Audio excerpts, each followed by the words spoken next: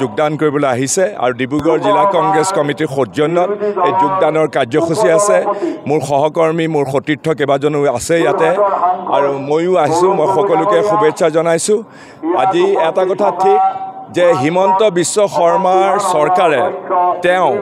অহৰহভাৱে অসমীয়া জনজীৱনক জাত পাত ভাষা আৰু ধৰ্মৰ নামত থান বান কৰি পেলাই ধৰ্মান্ধতাৰ কানি খুৱাই মানুহবিলাকক বিবশ কৰিবলৈ চেষ্টা কৰিছে আৰু ভাতৃঘাতী সংঘৰ্ষ লগাবলৈ চেষ্টা কৰিছে সাম্প্ৰদায়িক সংঘৰ্ষ লগাবলৈ চেষ্টা কৰিছে আৰু তেওঁ ২৬ৰ নিৰ্বাচনী বৈতৰণি পাৰ কৰিবৰ কাৰণে এনেকুৱা ধৰণৰ নিকৃষ্ট ৰাজনৈতিক তেওঁ কৌশলৰ আশ্ৰয় লৈছে সেইবিলাক আমি বানচাল কৰিম কাৰণ অসমৰ ৰাইজে বুজি পাইছে যে তেওঁৰ ৰাজনীতিয়ে তেওঁৰ কথা কাণ্ডই অসমক কেতিয়াও আগলৈ লৈ নাযায় প্ৰগতিশীল ৰাস্তাত এটাত পথত তেওঁ অসমক কেতিয়াও আগুৱাই লৈ যাব পৰা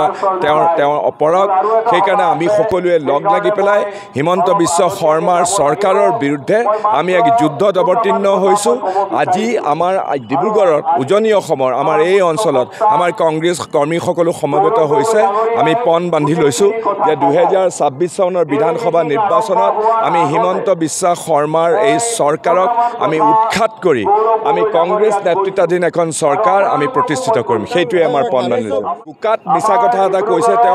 তেওঁৰ যিখিনি তেওঁৰ পৰিয়ালৰ ধন সম্পত্তি এইবিলাকক আঁতৰাই ৰাখিবৰ কাৰণে তেওঁ বিভিন্ন ধৰণৰ কূটকৌশলৰ আশ্ৰয় লৈছে